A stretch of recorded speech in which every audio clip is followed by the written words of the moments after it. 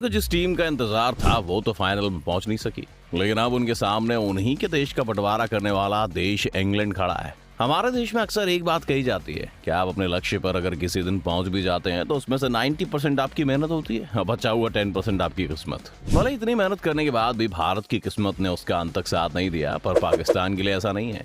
और पाकिस्तान के लिए 10% लक नीदरलैंड्स के रूप में सामने आई है।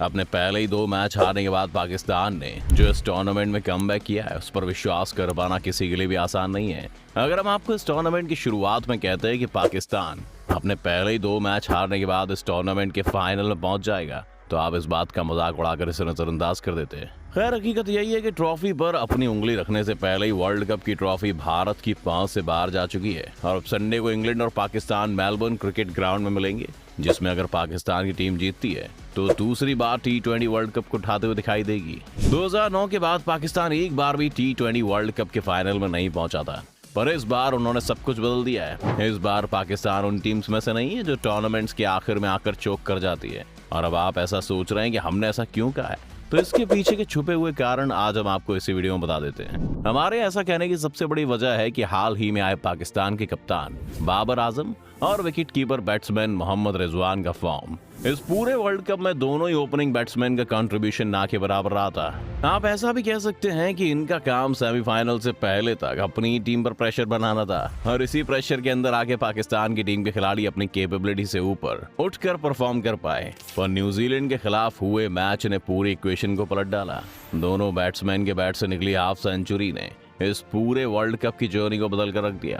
अपनी इस परफॉर्मेंस के बाद ये दोनों फाइनल में फ्लॉप हो जाएं, ऐसा होने की पॉसिबिलिटी आप ना के बराबर ही समझ लीजिए। पाकिस्तान को एक अच्छी शुरुआत मिलने के चांसेस 1% से बढ़कर सीधा 80% पर पहुंच चुके हैं। इन दोनों को फील्ड में गैप ढूंढने की कला बखूबी आती है। अगर शुरुआत में कुछ बॉल पर रन भी नहीं आते हैं तो एक बाउंड्री मारकर ये सब बराबर कर सकते हैं। वहीं अगर इंग्लैंड एक गलती करते हुए इन दोनों बैट्समैन के स्ट्रॉन्ग जोन यानी लेग साइड पर बॉल डालेंगे तो ये इस मैच के शुरुआत में रन बनाकर अपने मिडिल ऑर्डर का काम आसान कर देंगे। अब दूसरी वजह के बारे में बात करें जिसकी वजह से पाकिस्तान फाइनल जीतेगी, तो वो है शाहीन शाह अफरीदी के फॉर्म में वापस आना। अपने आखिरी 3 मैचेस में 9 विकेट लेने के बाद शाहीन अफरीदी की गेंद में वही गति और सटीकता नजर आ रही है। उनके लिए मेलबर्न से बेहतर ग्राउंड नहीं हो सकता। शाहीन का उस ग्राउंड पर विकेट निकालना थैनोस के इनएविटेबल जैसा होने वाला है और मेलबर्न का ग्राउंड एक तेज गेंदबाज के लिए जन्नत जैसा है। एक लो स्कोरिंग पिच पर उन्हीं का बोलबाला रहने वाला है। इंजरी से वापस कर रहे इस खिलाड़ी ने सबको दिखा दिया कि आखिर form is temporary and class is permanent.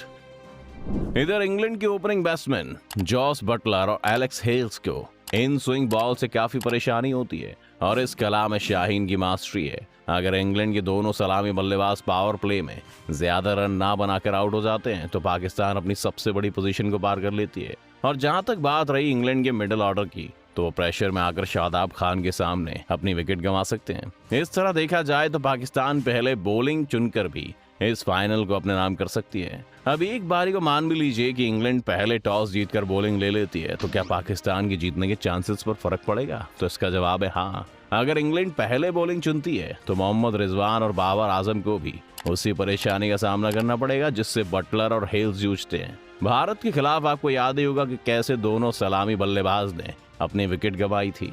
Arshdeep के पैरों पर गिर रही इन स्विंग डिलीवरी और रिजवान को अंदर के एंगल की तरफ से आ रही बाउंसर, दोनों ही खिलाड़ियों को शुरुआती दौर में वोक्स जॉर्डन और कुरन की तेज तरार गेंद का सामना करना पड़ेगा। ऐसे में पाकिस्तान के लिए 160 से 165 के आइडियल टारगेट पर पहुंचना इतना आसान नहीं होगा। इफ्तिखार अहमद और शादाब खान एक खोटे सिक्के की तरह हैं। अगर उनका दिन हुआ तो उनको रन बनाने से दुनिया का कोई भी बॉलर नहीं रोक सकता। वो अच्छी से अच्छी डिलीवरी को बाउंड्री के बाहर भेजना जानते हैं, लेकिन अगर उनका दिन खराब निकला तो वो प्रेशर से भरी हुई सिचुएशन को और भी खराब बना देंगे। इसी वजह से पाकिस्तान की कोशिश यही रहेगी कि वो इन खिलाड़ियों पर ज्यादा प्रेशर ना पड़ने दें। तो ये थी पाकिस्तान के वर्ल्ड कप जीतने और हारने की कुछ